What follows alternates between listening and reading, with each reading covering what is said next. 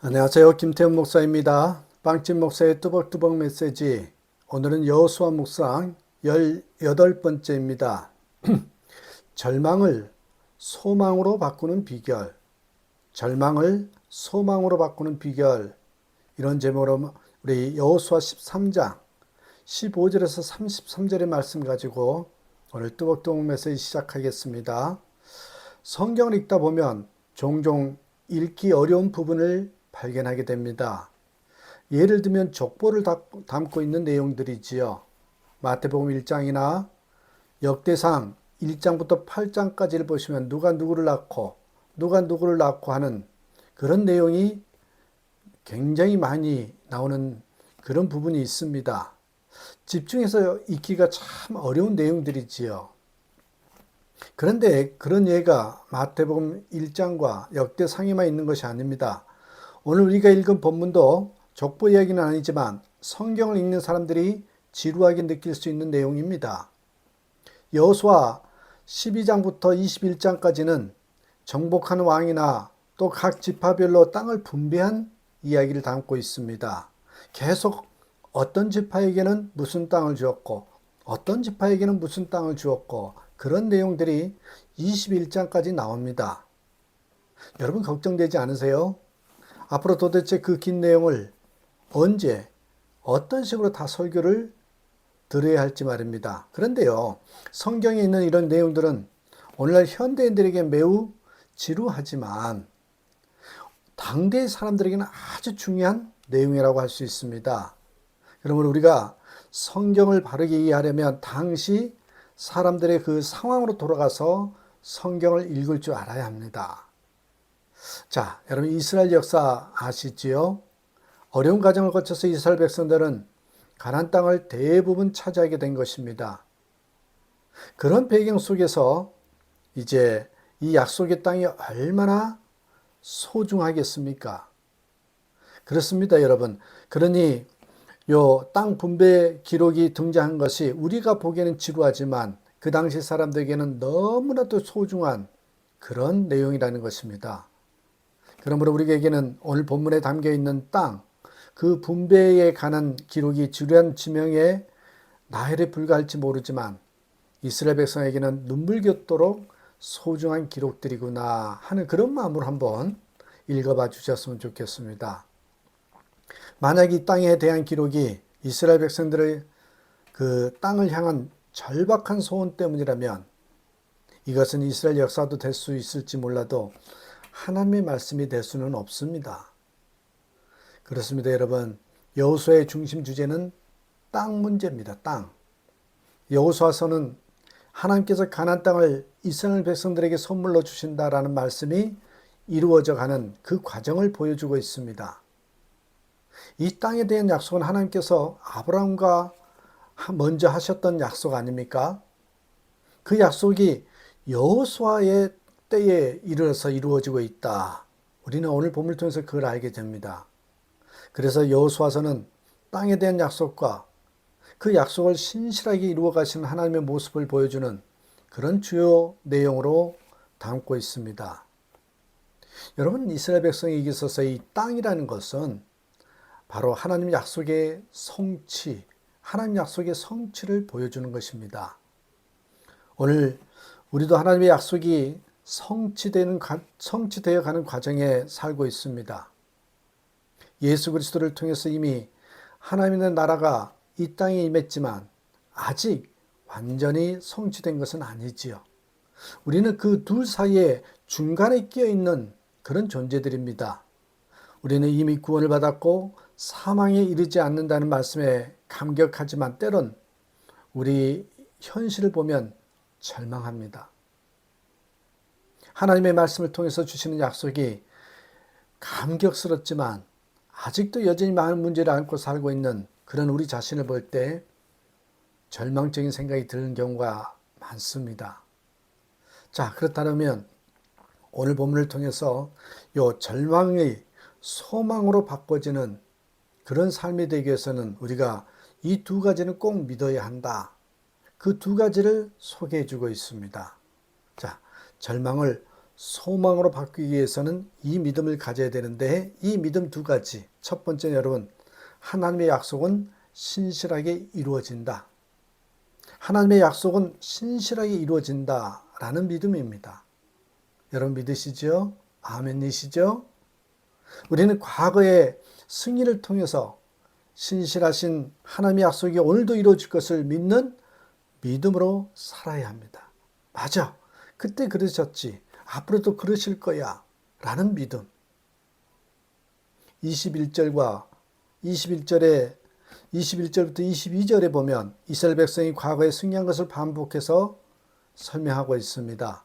평지 모든 성읍과 헤스본에 도읍한 아모리 사람 시온의 온 나라라. 모세가 시온을 그 땅에 거하는 시온의 방백 곧 미디안의 기족 에이와 레겜과 술과 홀과 레바와 함께 죽였으며 이스라엘 자손이 그들을 도륙하는 중에 부올의 아들 술사 발람도 칼날에 죽였었더라. 여러분 발람을 죽인 일은 물론이고 헤스본 왕 시온과 그리고 31절에 옥에 대한 이스라엘 승리가 계속해서 거듭 언급하고 있습니다. 왜 약속의 땅을 열거하면서 이런 과거의 승리를 다시 한번 반복하고 있을까요? 이것은 여러분 바로 과거의 승리를 통해서 현재 이스라엘 백성들의 믿음을 굳세게 하기 위한 것입니다. 이스라엘 백성들의 믿음을 굳게 세우기 위함이에요.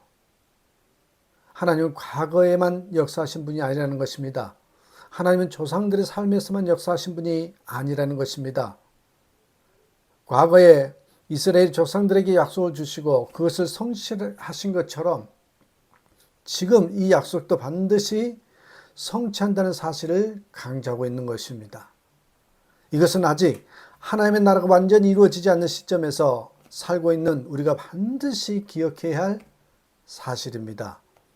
우리는 이 땅에서 살면서 많은 유혹과 도전에 직면을 하고 있습니다. 그렇기 때문에 오늘 우리에게 필요한 것은 과거의 내 삶의 역사하신 하나님을 바라보고 그분이 오늘도 내게 주신 약속을 이루신 분임을 기억하는 것입니다.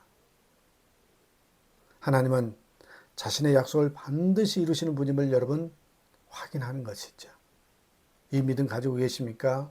하나님의 약속은 여전히 신실하다는 거죠. 두 번째입니다. 우리가 꼭 절망을 소망으로 바꾸기 위해서는 약속이 이루어지기 위해서는 이 믿음을 가져야 한다는데 두 번째는 뭐예요? 우리의 진정한 기업은 땅이 아니라 하나님이다. 우리의 기업은 하나님이시라는 거예요. 오늘 본 말씀 중에서 또 눈여겨봐야 될 대목이 있는데 여러분 어제도 봤습니다만 레이지파에게 기업을 주지 않는 이유가 무엇이고 또 오늘 우리에게 주는 영적 교훈은 무엇입니까? 32절 33절에 보시면 똑같이 14절에 또 나옵니다만 레이지파에게는 기업을 주지 아니했다 이 말씀이 나오거든요.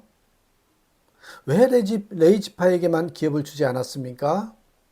이는 이스라엘 하나님 여호와께서 그 기업이 되시기 때문이다. 그랬죠? 땅이 기업이 아니라 하나님이 기업이시라고 그걸 보여주기 위해서 레이지파에게는 땅을 주지 않으셨습니다. 그런데 여기서 우리는 한 가지 의문을 갖게 됩니다. 그렇다면 레이지파에게만 여호와가 그들의 기업이냐는 거예요. 다른 모든 지파에게는 땅이 기업이고 레이지파만 하나님이 기업이시냐? 그렇지 않습니다. 우리는 한번 그때 실제 상황을 생각해 볼 필요가 있습니다. 레이지파는 기업이 없으므로 백성의 11조 가운데 일부가 그들의 기업입니다. 백성들이 드린 화제물이 그들의 기업이라고 했습니다. 그래서 다른 모든 지파들은 그들의 수입 가운데 일정 부분을 떼서 레이지파에게 주어야만 했지요. 그럴 때 레이지파 백성들이 무슨 생각을 했겠습니까? 우리에게는 하나님만이 우리의 기업이라고 생각하지 않았겠습니까? 또 다른 지파의 백성들을 생각해 보십시오. 그들이 자신의 수입 가운데 일부를 레인들에게 주면서 무슨 생각을 했겠느냐는 거예요. 저들에게는 하나님의 기업이라는 사실을 되새기지 않았겠습니까? 결국 여러분 레이지파는 온 백성에게 샘플로 보여주신 것입니다. 샘플러요. 땅이 아니라 하나님의 기업이라는 것을 온 백성에게 가르치기 위해서 레위지파에게는 기업을 주지 않으신 것입니다. 그리고 그 레위지파는 물론이고 다른 모든 지파의 백성들도 그들을 바라보면서 여호와 하나님이 참된 기업이심을 기억하게 만들려는 것입니다. 그렇습니다, 여러분. 기억하셔야 될 것이 우리가 11조를 구별해서 드림으로 모든 것은 하나님 것입니다 라고 고백한 것처럼 이 레위지파에게 기업을 주지 않는 것을 보면서 이스라엘 백성들은 우리의 기업은 땅이 아니라 하나님이시라는 것을 보여주신 겁니다. 여러분, 우리의 기업이 무엇입니까?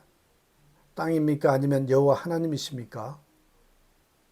교회가 진정으로 추구할 것이 과연 무엇입니까? 땅입니까? 아니면 하나님이십니까? 하나님을 바라보고 다른 모든 것을 내려놓을 때 우리는 하나님만이 나의 기업이시라고 그렇게 고백할 수 있을 것입니다. 저는 목회하면서 참 신기하고 감사할 일을 자주 경험합니다. 성도들 가운데요, 병환이나 사업의 실패, 가정의 우환 등으로 시련 가운데 있는 분들을 신방할 때가 있지요. 어떤 때는 너무 힘든 상황이라 목사로서 딱히 뭐라고 위로해야 될지 모를 때도 많습니다. 그런데요, 막상 시련 중에 있는 성도들 만나보면 감사하고 기뻐하는 경우를 자주 접합니다. 참 이상한 일이죠. 어떻게 그런 시련 가운데 기뻐하나 싶습니다. 그러나 성령이 그 마음을 붙잡아 주시니까 시련의 의미를 깨닫고 하나님의 도우심을 체험하니까 해석이 달라져서요. 해석이 달라져서 기뻐할 수 있는 충분히 가능성의 일이라는 것이죠. 해석이 달라니까 그렇게 바라보는 일들이 생기더라는 것입니다. 어느 교회 집사님이 예전에 사진 전시회를 하셔서 간 적이 있습니다.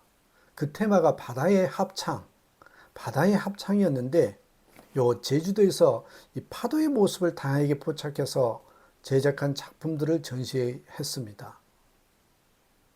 이 현무암 바위에 부딪히는 파도를 조리개 노출 시간을 달리해서 사진을 찍었는데 정말 특이했습니다. 각 작품마다 제목을 음악에 빠르게 기호라 그러죠. 라르고, 안단테, 모데라토, 알레그로, 비바체, 포레스토 뭐 이렇게 쭉쭉쭉 이렇게 여러분 음악 빠르게 기호를 붙였는데 정말 음악 소리가 들리는 그런 느낌이 있지요. 하나님의 창조의 신비가 새삼 느껴지는 그런 작품들이었습니다. 저는 그 전시를 보고 나면서 문득 이런 생각을 했습니다. 그 아름답고 신비로운 파도는 바닷물이 바위에 부딪힐 때 만들어지는구나. 그 아름다운 파도의 장면이 이 바위에 부딪힐 때 생기는 것이라는 거예요. 여러분, 우리 인생도 마찬가지입니다. 시련이 닥쳐올 때 인생 가운데 하나님께서 연출하시는 그런 놀라운 역사가 나타나는 것입니다. 그래서 하나님의 신실하심을 믿고 하나님만이 나의 기업이라고 믿고 사는 것이지요. 이런 고백이, 이런 믿음이 여러분 심령 가운데 듬뿍 담겨져서 삶에 적용되기를 주님의 이름으로 축복합니다. 감사합니다.